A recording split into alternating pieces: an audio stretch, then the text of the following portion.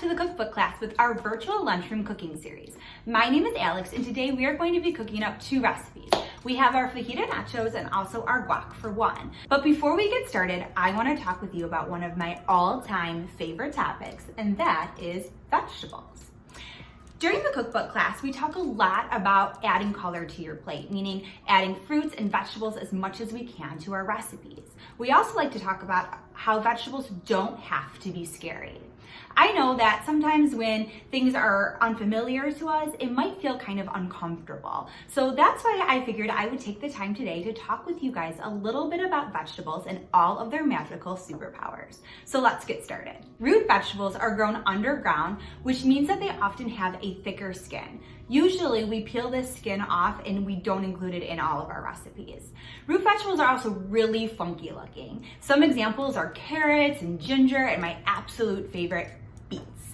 But today we are going to be using an onion. Now an onion is sometimes classified as a root vegetable. It doesn't grow as deep underneath the ground as some of the other root vegetables do.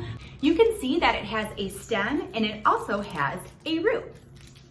Now, a root vegetable superpower is that it gives us lots and lots of energy because of all of the nutrients that it soaks up when it grows underground. Root vegetables also improve your vision. How cool is that? The next category I want to talk to you guys about are our leafy green vegetables. Now, these vegetables look just how they sound. They're leafy and they're green. Leafy green vegetables are things like spinach, kale, arugula. Because of their texture and their flavor, it's really easy to incorporate them into any dish that you make. Today, we're going to be using some romaine lettuce to top onto our fajita nachos once they're cooked. Leafy green vegetables have some awesome superpowers, especially because they boost our immune system and they help us fight off sickness.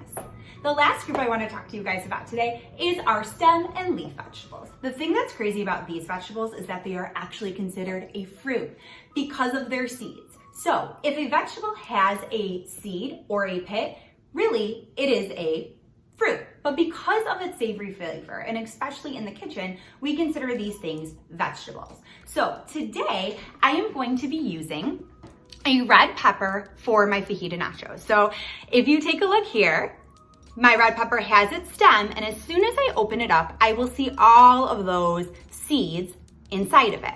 Same thing goes for tomatoes and our avocado. So the avocado that we will be using today for the guacamole also has a pit. Do you see it? These vegetables are vibrant and beautiful colors. The superpower for these vegetables is the best of all. They give us a very strong brain and a super strong heart. What more could we ask for? I hope you learned a thing or two about vegetables, but enough talking. Let's go ahead and get our vegetables prepared and ready to cook. I'm gonna go wash off all of my produce and then get my cooking station set up for the guacamole. I suggest that you guys do the same. Make sure you have your apron on, your hair is pulled back, and your hands are washed. I'll see you in a bit. For the guacamole, you will need 1 avocado, 1/4 of a lime, whatever spices you choose, and then extra ingredients to add into your guacamole. So we are going to make this guacamole in 5 easy steps. The first thing you need to do is slice your avocado lengthwise and then open it up. Now you're going to want to make sure that you remove the pit before we scoop the avocado out and put it into our bowl. Step 2, once you have that avocado in your bowl, take a fork and mash the avocado down. Step 3, we are going to add in the flavor. So I have a 1/2 teaspoon of cayenne pepper, garlic powder, chili powder, and I'm also going to add some sea salt. So go ahead and add in those spices and that salt. Also, I'm going to take my lime wedge. I'm not going to squeeze the entire thing in because I like to season as I go. So I'm just going to squeeze it a little bit to get a little bit of that lime juice in there. And then of course, mix up the rest of those ingredients. Step 4, if you have any extra ingredients, add them into your bowl. I am using some chopped up cherry tomatoes. I used about 3 or 4 cherry tomatoes, and then I also have some red onion. Now, if you're not a fan of that root vegetable, red onion, you can always soak it in water and it kind of dulls down the taste. So a red onion has a really nice sweet flavor, but it also adds a beautiful pop of color to your guacamole. So add in whatever extra ingredients that you're using and make sure that you mix them in nicely. I'm also adding a little bit of cilantro. So on Wednesday, Erin talked with you guys about a technique called chiffonade, where you roll up that leafy green or whatever herb that you're using, and then you chop it into ribbon-sized pieces. So I'm gonna go ahead and do that, add my cilantro, and then the 5th step is taking your guacamole and putting it into the fridge to let it chill for a little bit so all of those flavors can mix nicely together, so the guacamole is ready to go once you are done with our fajita nachos. Okay, the guacamole is in the fridge. I now have my cooking station ready for my fajita nachos. So I went ahead and prepared some of the ingredients already, making sure that I washed them and let them dry, and then also started to slice up the peppers and the onion. So today for your nacho recipe, we're going to need the following things: an onion, some bell pepper. So after I chopped up my onion and bell pepper, I was left with a heaping cup full of vegetables. I have 1 cup of chicken. You can use beans or another type of protein, or you don't even have to use protein at all. I also have 3/4 cup of shredded cheese, some lime, and then 2 handfuls of tortilla chips. I'm also going to be using some olive oil. I'm using 1 tablespoon of olive oil on my pan. Right now it is on a medium-high heat so I can saute up those vegetables. So something I want you guys to think about, when you're sauteing vegetables, remember the key here is to make your vegetables the same size. So you want to chop those pieces down into the same size. I went ahead and sliced my pepper and my onion in about a 1/2 inch width. And then I went ahead and I cut it in half. That way I had some smaller pieces because when I'm putting them on top of the nacho chips, I don't want the veggies to be too heavy. So go ahead and chop down those vegetables. Make sure that your oven is also preheated to 350 degrees. And your pan has 1 tablespoon of olive oil on it, and you have it up to about a medium-high heat so you can saute up your vegetables. So go ahead and do that, and then we'll move on to the next step.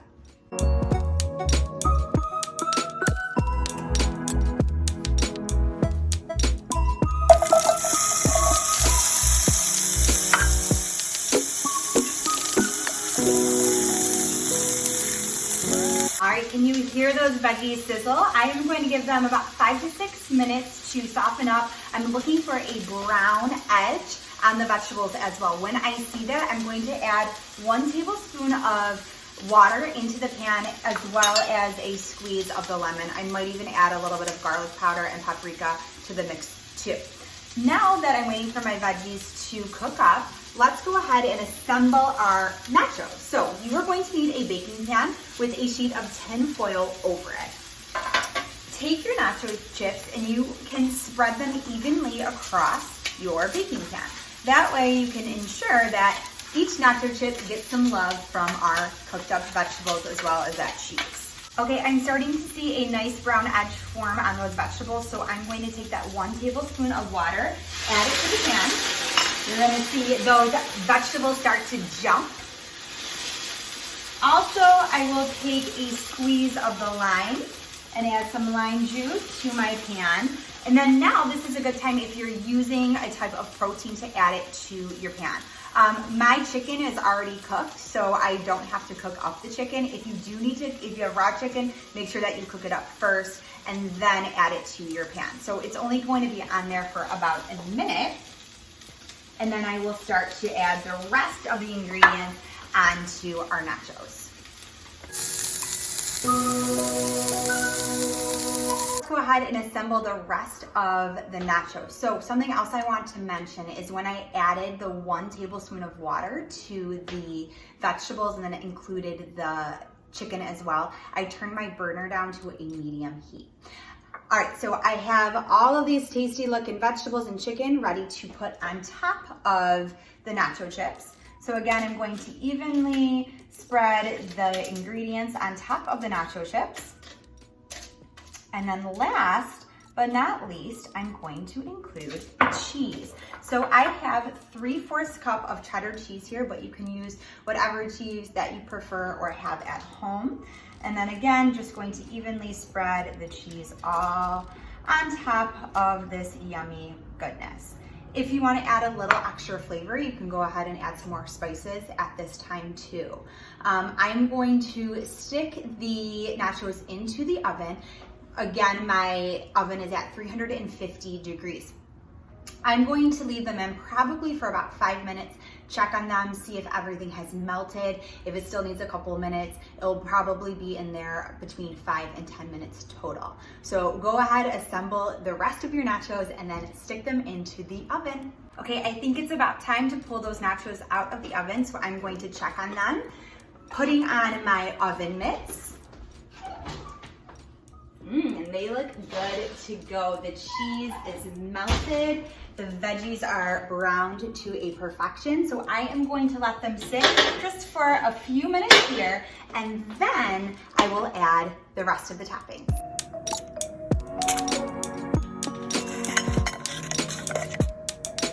So I'm going to add some of that romaine. I'm going to add my Greek yogurt. I'm going to add the salsa on top. We also have a really delicious homemade salsa recipe up on our website that we've made during one of our cooking series, so you guys should go check that out. And last but not least, I'm going to top it with some jalapenos. And just like that, I have a delicious meal. And oh, I almost forgot my guacamole in the fridge. Here we go. Add a little to the side. And I've created a beautiful, colorful, delicious lunch. I hope that you guys had a blast cooking with me today. I hope that you learned a little bit more about vegetables that maybe you didn't know before. But as always, remember to have fun, be brave, and try something new. We will see you next week for the last week of our cooking series.